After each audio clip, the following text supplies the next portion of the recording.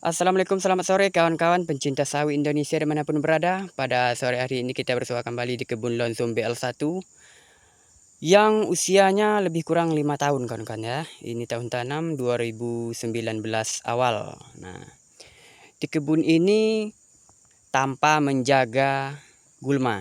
Semua gulma yang tumbuh dibabat habis sama yang punya kebun kawan-kawan. Nah, bagaimana performanya kebun sawit yang terlalu bersih? Apakah berdampak dengan produksi tandan? Yuk kita jalan di kebun ini. Bagaimana realnya di lapangan nanti.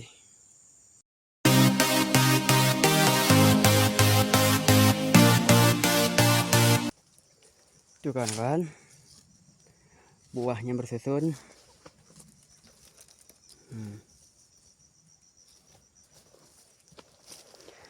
Nah sebenarnya kebun kelapa sawit ini bersih atau enggak bersih itu tergantung dengan tipe lahan dan jenis tanahnya kan ya.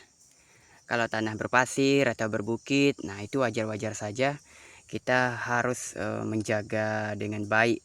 Gulma-gulma itu tidak boleh terlalu bersih karena itu kan rawan longsor di tanah berbukit.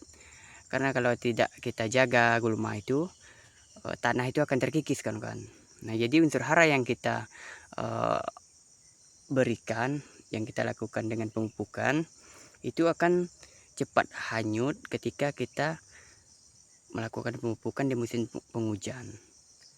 Nah begitupun dengan lahan-lahan yang berpasir. Nah tapi kalau lahannya tanah mineral bagus, datar seperti ini, ya bisalah kita bikin sebersih mungkin. Nah, yang penting pemupukannya kita harus memang benar-benar kita mengikuti aturan kan ya. Pupuk organik, kokok ayam, kotoran kambing. Nah itu harus kita berikan sebelum kita memberikan pupuk magnesium untuk penetral tanahnya ya. Nah jadi kalau untuk teori-teori yang dipakai oleh para senior kita itu tidak boleh terlalu bersih katanya kan. Ya nggak apa-apa, kita tidak bisa ngelawan teori itu pun juga tidak bisa. Tapi kita tinggal menyocokkan dengan lahan kita dan perawatan kita kan. Nah, contohnya seperti ini. Nah, jadi tidak begitu berbukit, cuma sedikit landai. Nah, jadi alangkah baiknya kalau kita bikin bersih. Jadi mempermudahkan proses pemupukan kan. Jadi kalau terlalu banyak gulma-gulma itu anak-anak kayu, rumput, walaupun rumput ringan kan ya, itu tetap banyak sekali memakan unsur hara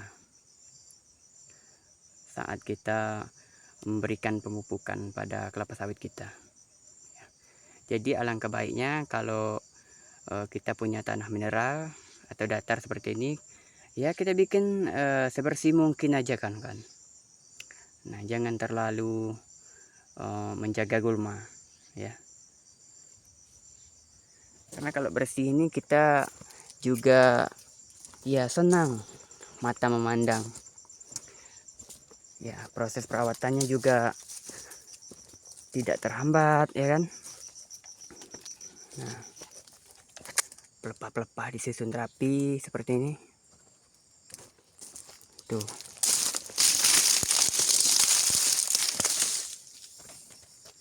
Nah jadi untuk teori yang mengatakan kalau kebun terlalu bersih itu ketika musim kemarau itu bobot tandan turun drastis katanya. Nah, itu bukan terjadi pada kebun yang terlalu bersih saja kan. Ya yang namanya kemarau itu semuanya melakukan pengeringan pada tubuh manusia pun ikut kering kan ya kalau tidak minum, apalagi di tanaman yang berproduksi terus seperti kelapa sawit ini. Nah jadi nggak ngaruh yang namanya musim kemarau, mau dijaga gulma pun tetap akan turun bobot tandan kan ya, karena bobot tandan itu tergantung pada kadar air.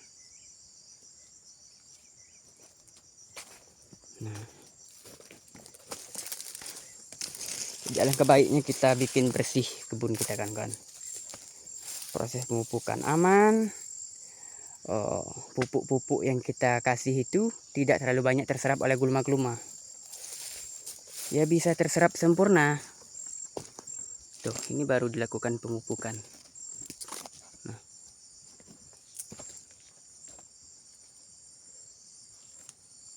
Ini tahun tanam 2019. Total ini 2,3 hektar kawan-kawan. Pas panen puncak dapat 4 ton 75 kilogram. Nah, dari total 2,3 hektar. Kalau untuk jumlah batang saya lupa kan ya. Ini lontung BL1.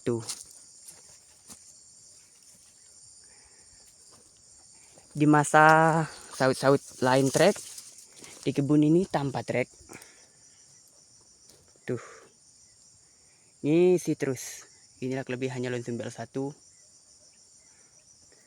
Perawatan memang agak sedikit ekstra di kebun ini kan.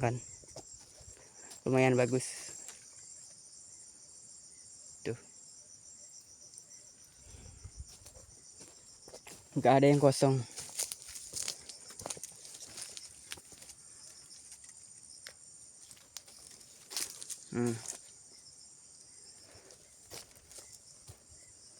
Tuh. Baru selesai dilakukan panen.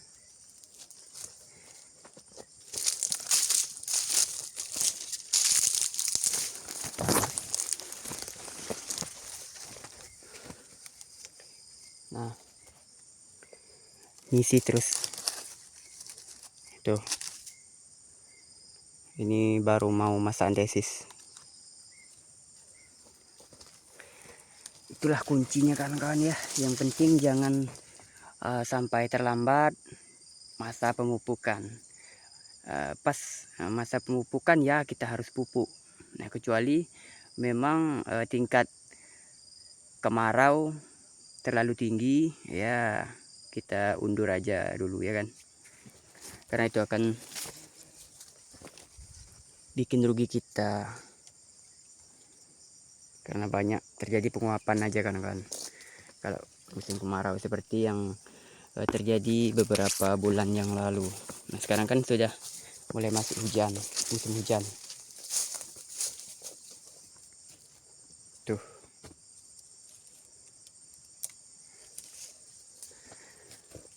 Ini citrus. Luar biasa. Apalagi bibit unggul. Nah, ini kawan-kawan ya. Yang penting harus kita menggunakan bibit unggul. Jangan coba-coba menggunakan bibit abal-abal. Ya bukan saya merendahkan yang menggunakan bibit non unggul, bukan. Saya juga punya bibit yang non unggul. Tapi setelah saya mengalami itu, saya sudah punya channel untuk mendapatkan bibit unggul. Saya tobat untuk menggunakan bibit odong-odong kawan-kawan. Tuh.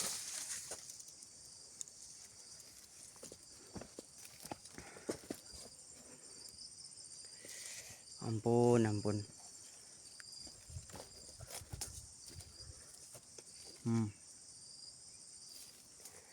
Oke kawan-kawan, sekian dulu vlog kita di sore hari ini di kebun yang super bersih, kebun lontung BL1 ini. Sekian dulu, assalamualaikum warahmatullahi wabarakatuh.